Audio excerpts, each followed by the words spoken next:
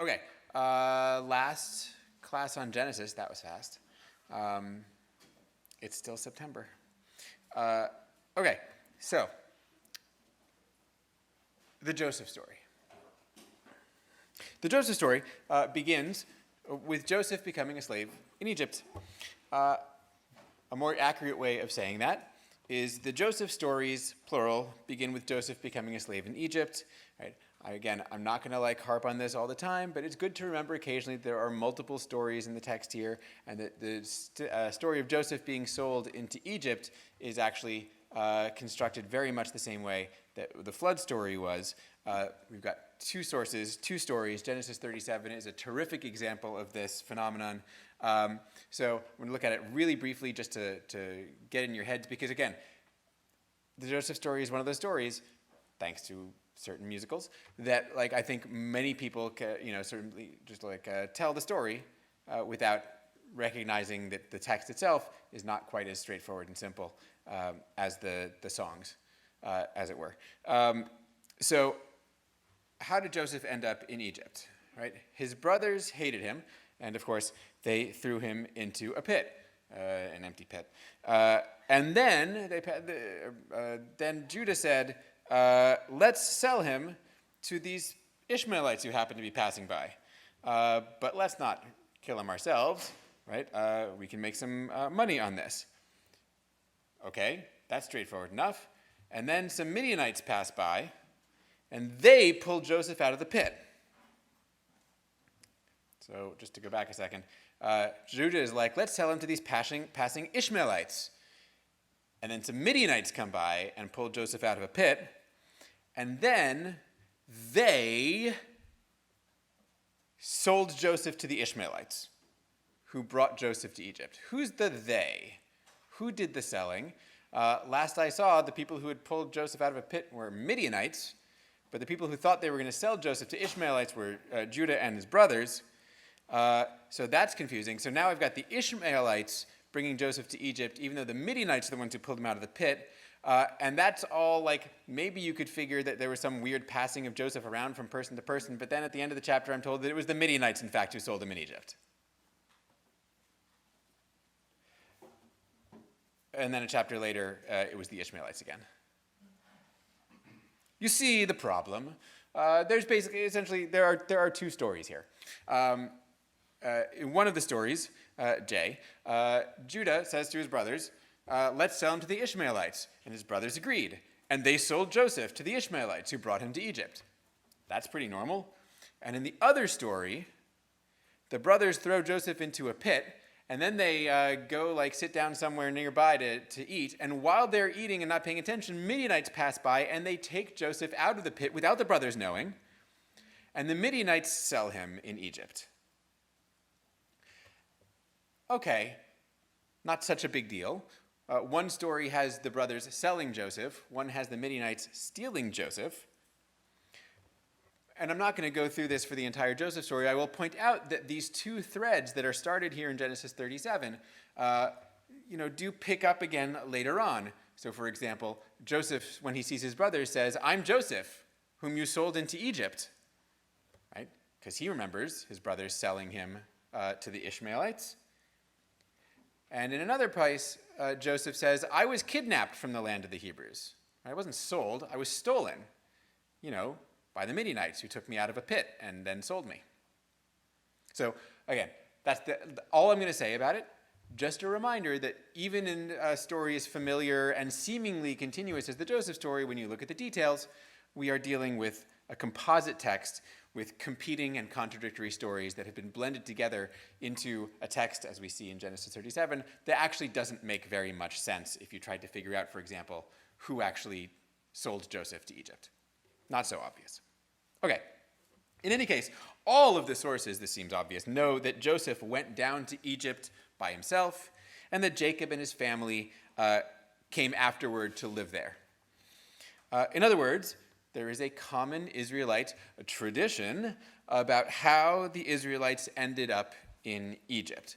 And this tradition serves an important purpose, right? It gets us from the patriarchal stories, all of which take place in Canaan, and have the patriarchs seemingly settling down, right? They're building houses and burying people and altars and trees and all the stuff. It gets us from the patriarchs to the Exodus, in which the Israelites seem to emerge from Egypt as a complete and fully formed people. Without the Joseph story, there's no way for the Israelites to get to Egypt. And it's as if the Joseph story were created specifically for this purpose. So, if I have some traditions, we talked about this a little bit last time, I'll talk about it again, I'm sure, but we've got a set of traditions about the patriarchs, right? Why are we here? Because our ancestors have been here forever. And I've got a set of traditions about the Exodus. Why are we here? Because we came in from outside and conquered. And if I'm going to combine those two things into a single story, I've got so I've got all of my ancestors in Canaan, and I've got all of my ancestors leaving Egypt. I got to get them right from one place to the other to make it into a single story. So there's a gap, right? There's a gap in the Joseph story. The Joseph tradition, at least, fills that gap. But just because it serves this purpose doesn't mean it's created for this purpose, right? So can we imagine then a Joseph tradition or a Joseph story existing on its own? So again, we're thinking about traditions. I can imagine the patriarchal tradition entirely separate from an Exodus one. And I can, in fact, imagine an Exodus tradition entirely separate from the patriarchs. You might have a little trouble with that, but if you keep reading on to the Bible, you'll see plenty of people who refer to Israel as just starting in Egypt. So can I imagine a Joseph tradition all by its lonesome? It's actually kind of a little bit hard, if only because it's hard to conceive of an Israelite tradition that ends with all of Israel living in Egypt. Like, that's the Joseph story ends with everybody in Egypt. That's not much of a conclusion to a tradition, right? That's weird. But then again, I don't know how traditions work. Maybe that is what happened. This is the thing about traditions. We can't quite always nail them down. I just want to point out the way that this one moves in between patriarchs and Exodus, and we can ask about what sort of function or role it may have had previously. We can think about how the tradition has been manipulated in order to slot it into and in between these two things. Right. Important thing is that in its current setting, it bridges the gap between the two big blocks of traditions of the patriarchs and the Exodus, which is to say that its current place in the larger narrative of Israel's history therefore must be a later development, right? To put the Joseph story in between means I've already started the process of combining patriarchs and Exodus into one epic, grand story, and I've felt a gap that I needed to fill. So that's to follow up on the tradition history stuff we were talking about last time, right? The Joseph tradition seems to be a separate one from patriarchs and Exodus. And now again, to point to the difference between tradition and text, the tradition of Joseph may be an independent one, but the text of the Joseph story, the literary manifestation of that tradition, is deeply and wonderfully linked with the patriarchal material that precedes it. And in some cases, and those of you who have read your altar will know some of this, in some cases these are some of the more beautifully developed themes actually in the entirety of the Bible. So we can take the case of the deception of Jacob at the end of Genesis 37, the chapter we were just looking at. Joseph's brothers bring Jacob, right, the special coat he had given to Joseph, his amazing technicolored dream coat, and they bring it to him, and they say, right, recognize this, right? Is this your son's coat or not? And of course, Jacob concludes, as they wanted him to, that Joseph had been killed by a beast. But we know, of course, that the brothers had in fact killed a kid, the baby goat, right? We can talk about child sacrifice all you like, but that's not this. Killed a goat, right? And they had dipped the coat in the blood of the kid. And so we know this. Jacob doesn't know it. And this, of course, this deception, Jacob being fooled by a goat, is nothing less than his comeuppance for what he had done, of course, to his own father and to his brother in stealing Esau's blessing. How did he do that? He had disguised himself in the skins of goats. Right? And in that story, when Jacob disguises himself with a goat, what does it say about his father Isaac? It says he didn't recognize him. Right? So Jacob, the deceiver, the disguiser, has in fact become deceived basically by the same means. Fair enough. Then we turn to Genesis 38, which is that little interlude there about Judah and Tamar. Right? There's obviously deception here as well. Tamar deceives Judah into thinking that she's a prostitute.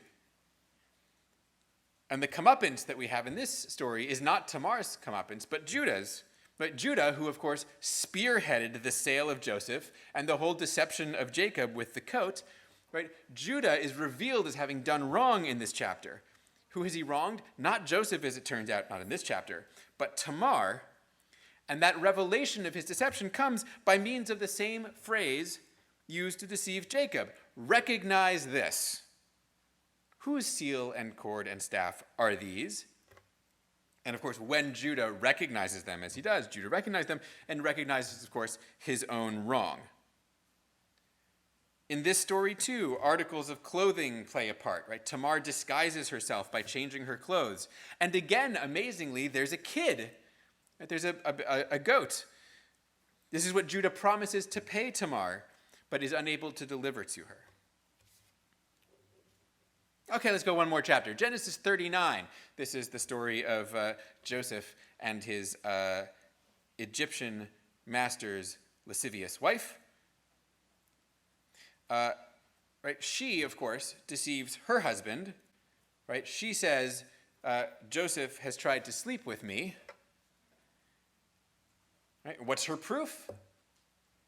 She's holding his coat, his garment. I feel bad for the guy. Like, every time he puts on a piece of clothing, it's just like, it's coming off. So here we have another story of deception and clothing. And now, of course, when Joseph's brothers finally turn up, it's time to turn the tables on them for having sold him. And he recognizes them, but they don't recognize him. And he accuses the brothers of coming to spy on the land. And when he makes this accusation, he does so using a relatively strange phrase. He says, "You've come to see the nakedness of the land." And I would suggest that this is clothing again, just in its absence. And after Joseph's many chapters and lengthy deception of his brothers, and let's be honest, they deserved it, he reveals himself to them, and he gives Benjamin a special gift, extra money, perhaps reminding us of the fact that his brothers had sold him, and clothing. Okay, so all of these connections of deception and clothing and goats and recognition as a keyword, these are all within the J document. Right, this is all within the J story. The E story, which I'm not going to go through, has similar, lovely constructions to it. My point is that to separate the tradition of the Joseph story from the traditions of Abraham, Isaac, and Jacob doesn't mean that the literary manifestations of those traditions are similarly separate, right? The documents of the Pentateuch are impressive literary works, right? And they are beautifully connected, right? Once we see them across all of their scope, we see how they have linked previously separate traditions into a single narrative with all of the authorial skill that we usually attribute to authors, right? And which we think of as examples of relatively high literary artistry. So the nice thing about doing literary criticism or source criticism and tradition criticism at the same time is you can both see the underlying sort of simple story versions, those are the traditions, the basic tales, and we can see the literary craftsmanship of actual authors working with texts, like writing things. And again, we can all, I'm sure, think of examples of such. I mean, we can certainly, even in antiquity, right? We can read like Hesiod or any of the people who are writing about collections of ancient myths.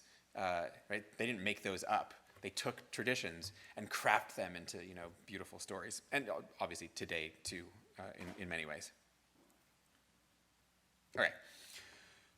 Now, let's ask the question we keep on coming back to occasionally: is there any truth to the Joseph story? And again, at this point, I don't really ever mean, is the biblical account literally true? I don't even really mean, did someone named Joseph actually exist? What I mean here, and most of the time, is there some historical truth or event underlying the tradition of Joseph in Egypt?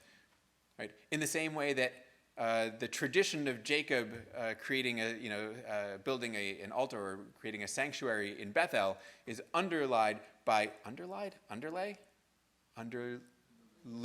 Nobody knows. Don't act like you know. Nobody knows the answer.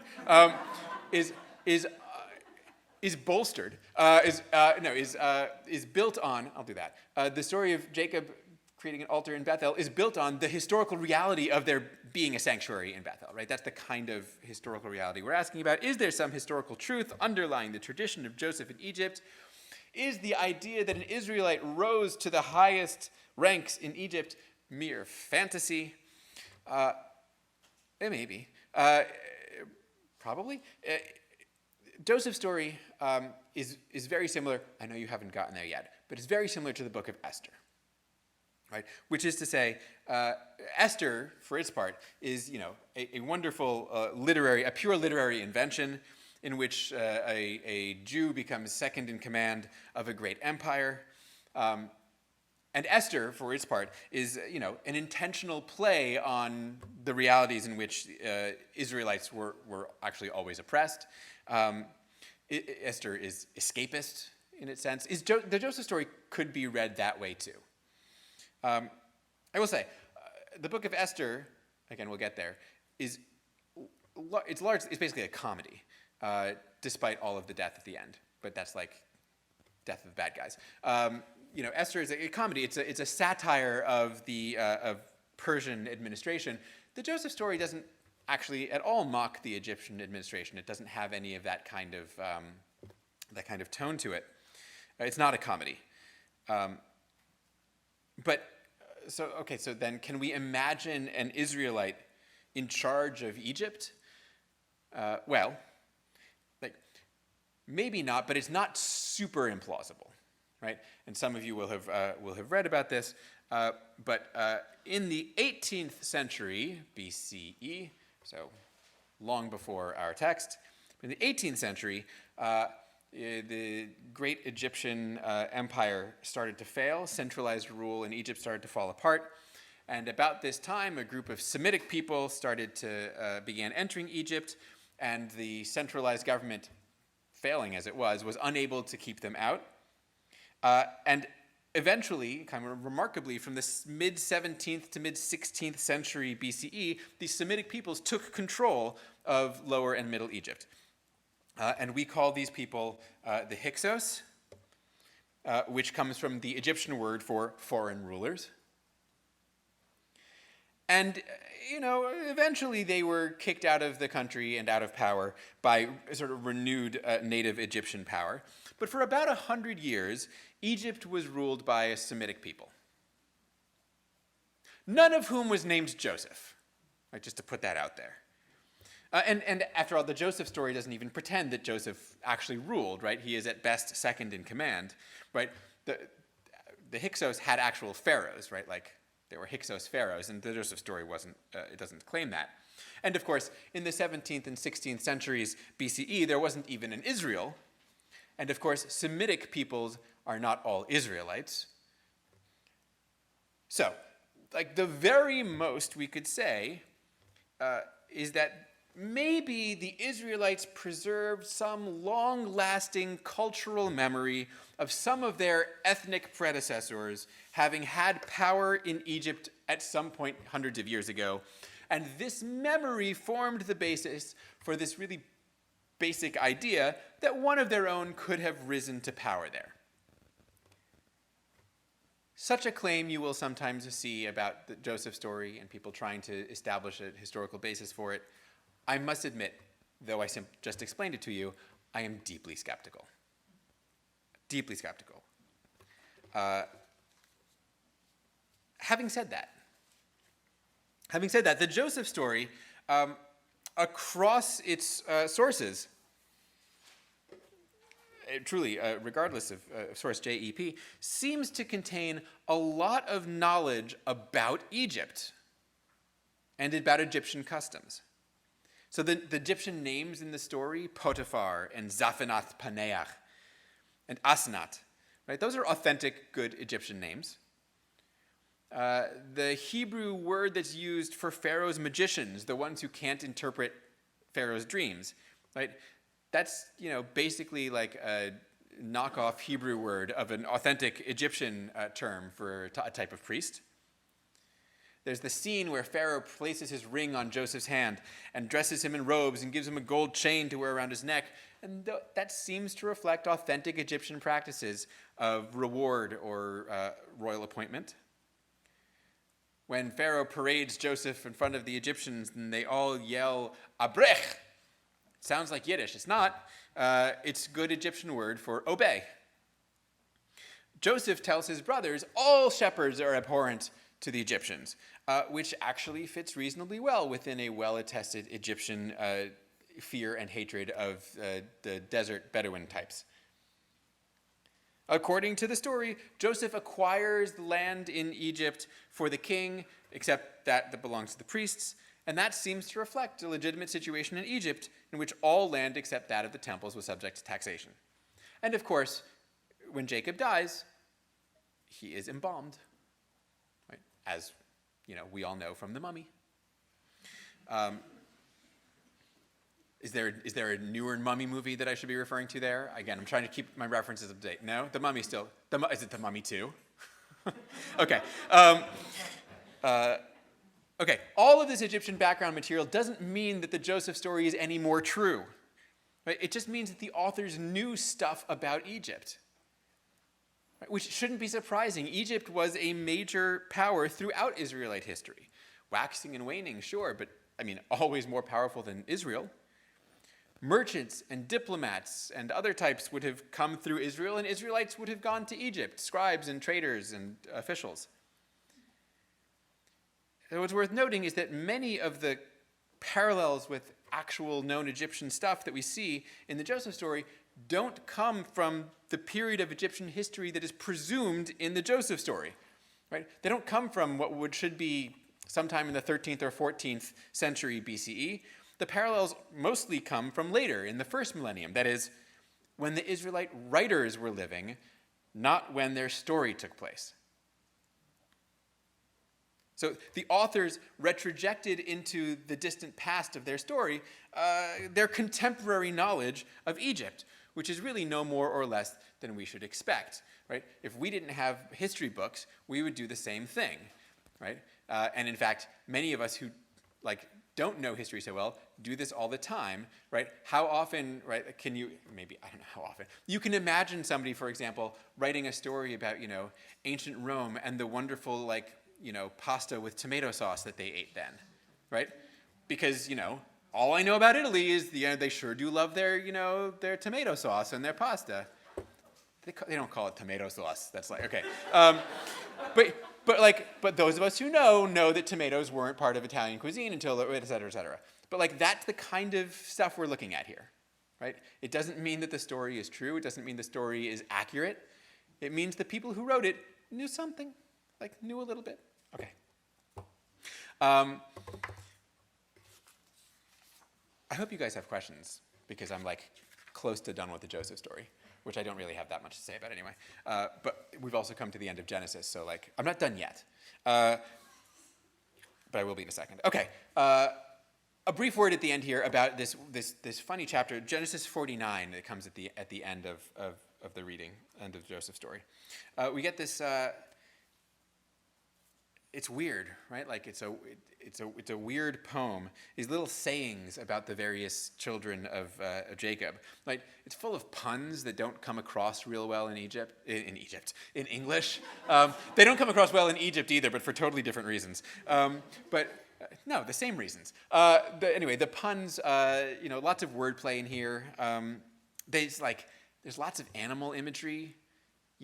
Someone is like a lion. Someone's like a tethered donkey. I don't know why that's a good thing, but it seems to be. What's important to realize about these statements is that they're not really about Jacob's kids, right? They are, in fact, about the tribes that those sons will eventually become. This poem is essentially a collection of tribal sayings, right? Slogans or mottos or, I don't have another word for it, sayings. We're going to come across multiple other examples of this genre, actually, as we read on. So it's not like, a sui generis one-off kind of thing. Like this is clearly a literary or poetic genre that they knew of and used. But it does mean, right, that probably this poem was written at a time when, I don't know, the tribes actually existed. Just in terms of, again, pushing back against biblical or other weird kinds of dating. So most of the sayings are strange, but the first two, the one about Reuben and then the saying about Simeon and Levi, are very, even though they are very poetic and very much of a piece, may have, as you read them, some familiar features. Right, the saying about Reuben in Genesis 49, "You mounted your father's bed and brought disgrace." And then there's like this funny aside, like, "My couch this guy mounted." But it seems to recall, right, the earlier one-off, like one-verse episode in which Reuben slept with Bilhah, his father's concubine. And then the saying about Simeon and Levi, right, about them being angry and violent, right, they slay men, right, for fun, it seems, right, seems to remember the episode in Genesis 34 in which Simeon and Levi slaughter Hamor and Shechem. Right, so these three verses, the ones about Reuben and Simeon and Levi, what they all say is that Reuben, Simeon, and Levi are going to be disinherited. Right? So again, I don't have it here. But right, essentially with Reuben, he says, right, I'm not counting you in my number anymore. And here again, right, like Simeon and Levi, right, let them not be included in Israel, essentially. They're being disinherited. And so what we see here is, since the poem explaining an on-the-ground reality. Right, Reuben and Simeon and Levi, everybody knew were the oldest of Jacob's sons. And so surely, based on common, inheritance practices, they should have had the best, most significant land, and they should have been the most powerful. But in fact, they were not. To the map. So you can see Reuben is this like little stub down there next to the Dead Sea. Not the sweetest place to be. Simeon, you can see, is actually just like a subset of Judah down there in the south. And Levi, as you may know from elsewhere in the Bible, has no territory whatsoever. Right? So this poem essentially explains how did the three oldest of Jacob's sons end up essentially not mattering at all. Right? And once you get rid of the three oldest sons, to whom does the inheritance, the prime inheritance of Jacob fall to? Who's number 4? It's Judah. Right? It's got all the nice big territory down there, and of course Judah, from which David came, etc., etc. So the earlier stories, right, the Simeon and Levi story, the Reuben sleeping with Bilhah story, right, those stories prepared the ground for this disinheriting that happens in the poem in Genesis 49. And that's one of the ways that we can say that the poem is from J, right? Those two stories are from J, and the poem is too. The poem, I should say, I don't think was written by J. This poem, with its tribal sayings, has all the marks of actually an early independent piece of poetry. But it was taken up into J's narrative, and in fact, I think the poem, this older poem, was probably used as the basis for J's stories. In other words, I think J took this poem and was like, all right, so I'm going to put this in here, right, on Jacob's deathbed is the last thing he says. And it says here that it makes reference here to Reuben sleeping with his father's concubine, so I got to get that in somewhere, so he puts a line in there. And it says the thing about Simeon and Levi being violent, so what was that about? I'll put the thing in there. And so what looks like the natural narrative order, things happen and then they're referred to, I suspect is in fact reversed, right? The poem was first, and then the stories were written to sort of fill it out. This is something else that we see happening elsewhere. Interestingly, Joseph does not, of course, get the inheritance because he's not the next in line. As you know, Joseph is a child of Jacob's old age. But Joseph does get a mighty good saying, right? Joseph even gets a blessing, right? The blessing of your fathers surpassed that, right? This is pretty good. The utmost bounds of the eternal hills, right? Joseph is the elect of his brothers. That's pretty good stuff.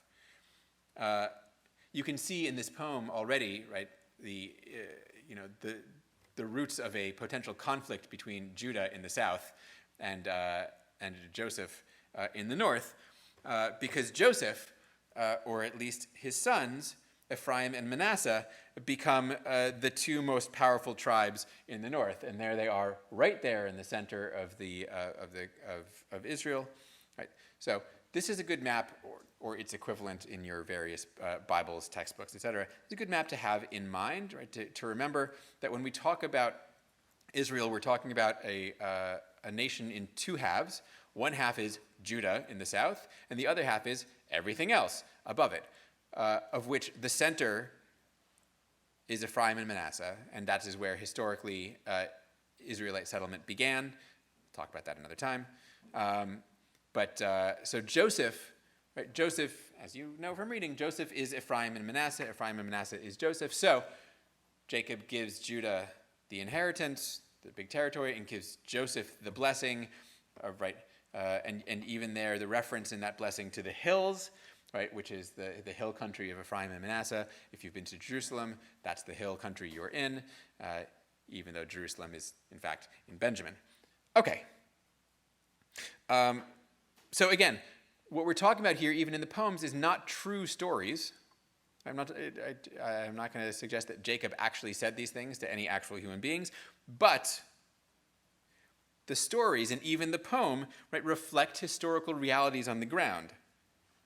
And again, they reflect the ways that Israelites explained themselves to themselves. Why are we here? Why are we like this? Why is our land distributed this way? Why do some tribes have land and some tribes seem not to? Right? And why are some powerful and some not? And that's all wrapped up in all of these materials. Okay, I'll leave the map up there for fun. Questions, and I'm happy to answer questions about anything I've said as today, up to this point in the lectures, or occasionally I suppose I'll do this, right? We've now finished Genesis, and if there's stuff that I didn't say that you wish I'd said, wish I talked about, if there's something that how could we have gone through Genesis and not really mentioned, and here you might insert something like the sacrifice of Isaac, how did we get all the way through there? This is a perfectly fine time to ask it. And I know that there are a few people who asked me questions at the end of lectures, and I keep saying things like, ask that in front of everybody. So this is an opportunity for that also. So anything you got? Yes, please. When you talked about how the story of Joseph is similar to Esther. Right. Can you explain that a little bit more? Sure.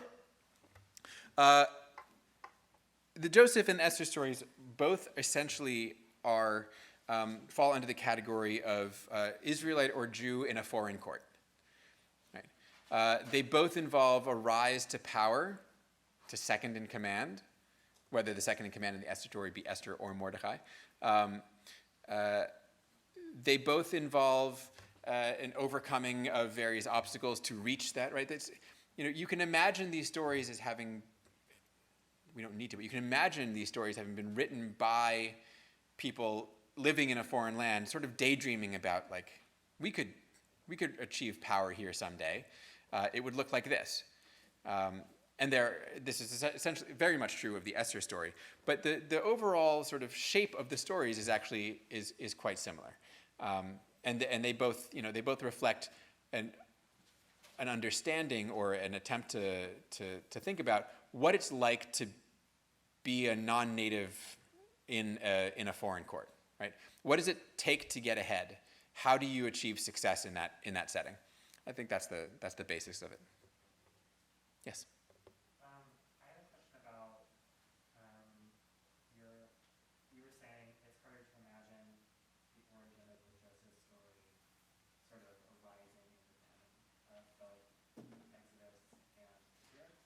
And I'm wondering, like, how that's different, because for example, when we think about source criticism, looking for narrative and plot and like continuity of story. Mm-hmm. So how is that different than looking for sort of narrative or plot from the Patriarchs to? Yeah, terrific.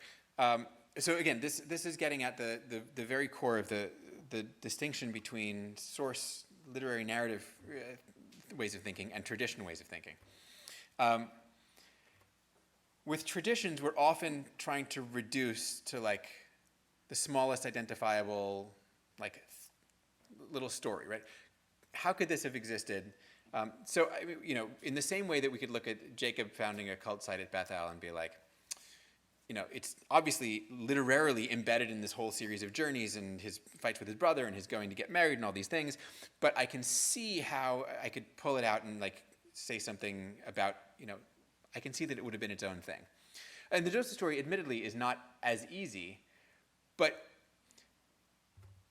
aside from the characters, right, like the Joseph story is very self-contained, right? In fact, it's incredibly long for a story, right? People talk about it as a novella, right? It's got its own themes, right? The Joseph story comes with all these themes of, at the end, right? Like, you thought you were doing evil, but in fact God intended it for good. That stuff doesn't appear anywhere else. It doesn't appear in the Patriarchs, it doesn't appear in the Exodus, right? So it's got its own themes, it's got its own... The thing that makes it hard is in fact some of this notion of continuity or discontinuity. The problem is whereas I can come up with a Jacob at Bethel tradition that is totally independent of anything else. I don't need any of the rest of the stuff. What am I going to do with the Joseph story? You can ask this of the musical too. Where are all the musical theater nerds in the room? Like, right, okay. So some of you raised your hands and many of you were just shy to raise your hands because this is Divinity School and you are all musical theater nerds. Like, at least the vast majority of you, okay? Like, I know how you all end up here.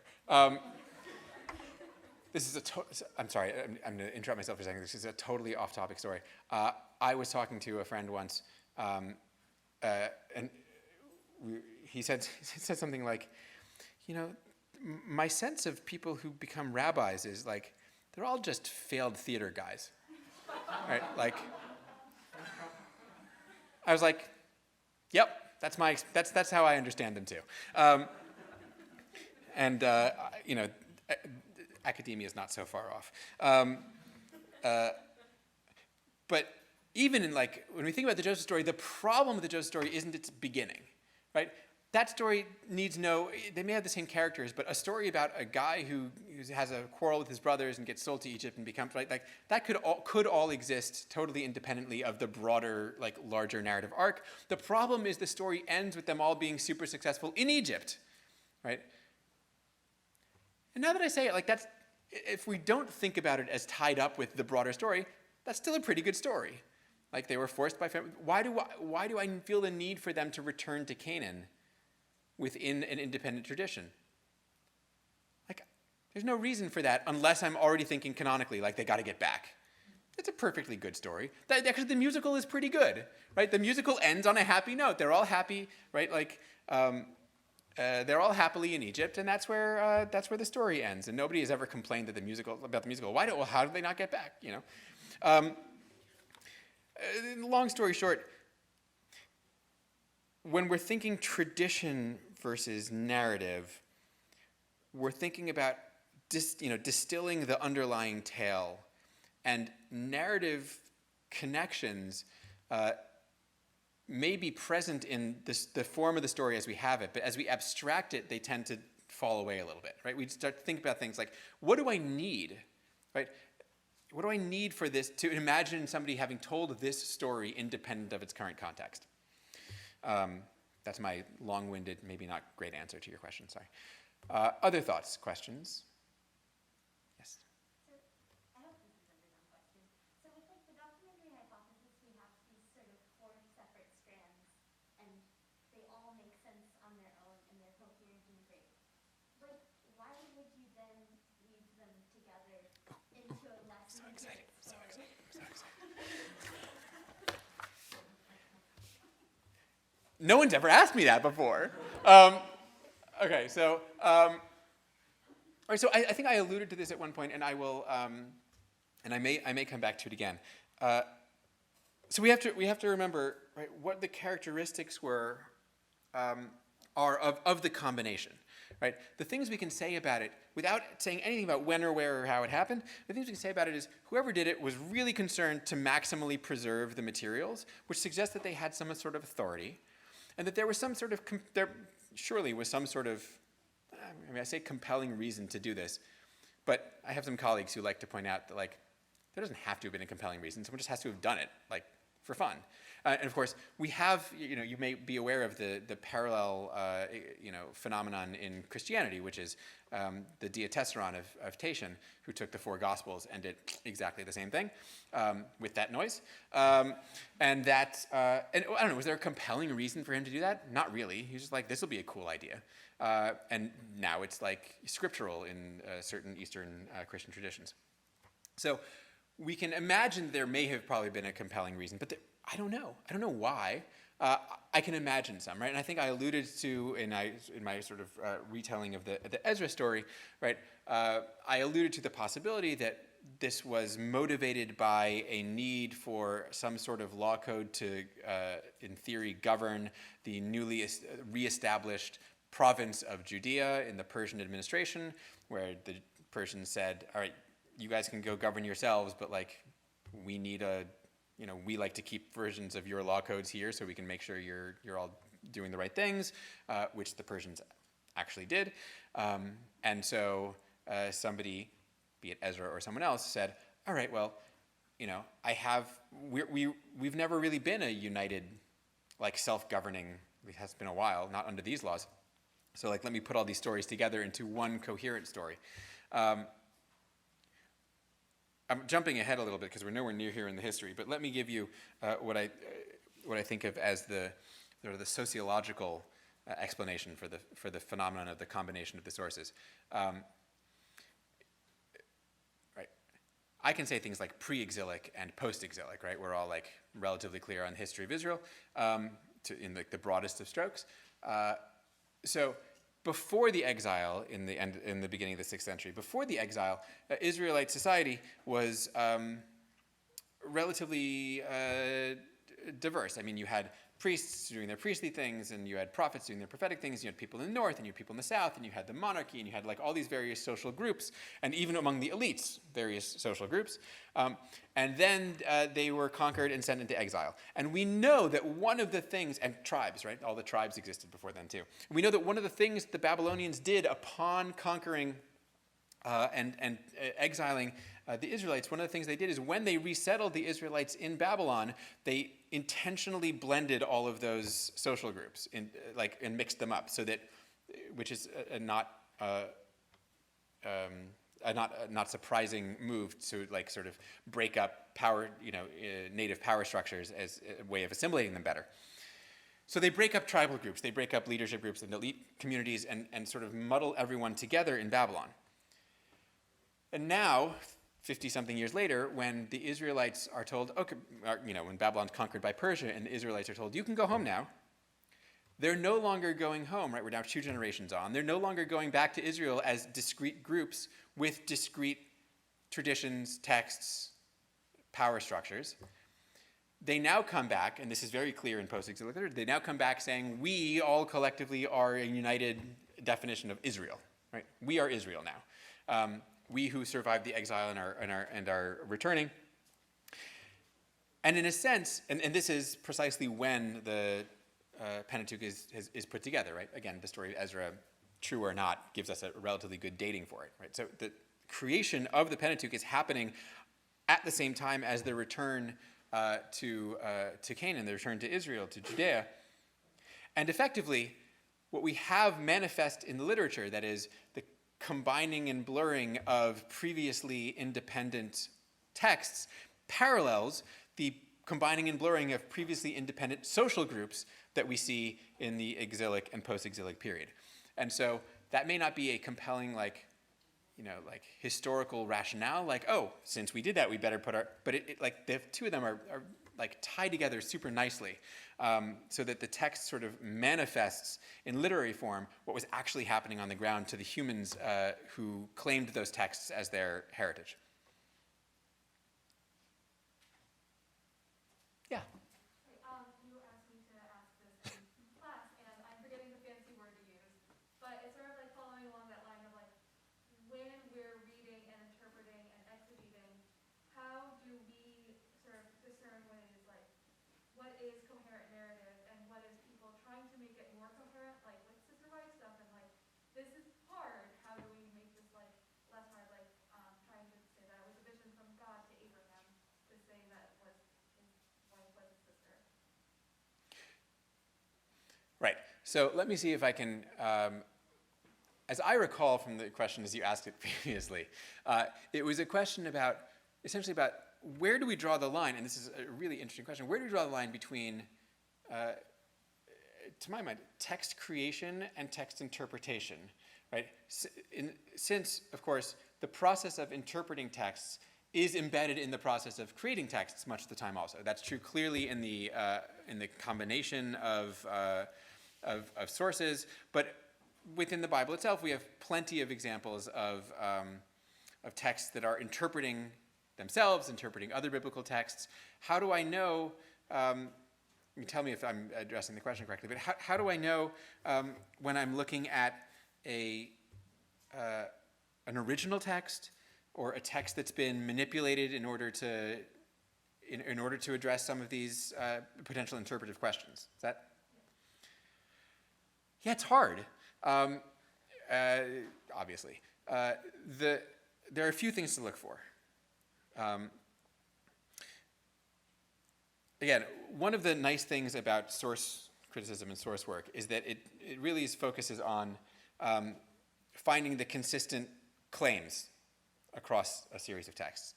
And so a text that diverges from those claims is probably, or contradicts them, is probably not part of the same source.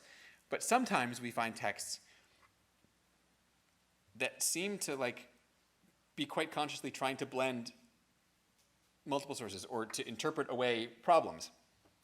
And those texts are, I think, exactly what you're talking about. They are biblical texts that are patently interpretive, precisely because I can see in them the way they're trying to figure out the problems of the text.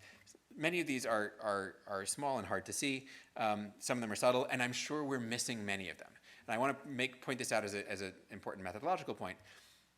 My assumption is we don't know about many, the vast majority of editorial and secondary changes that have happened to the text.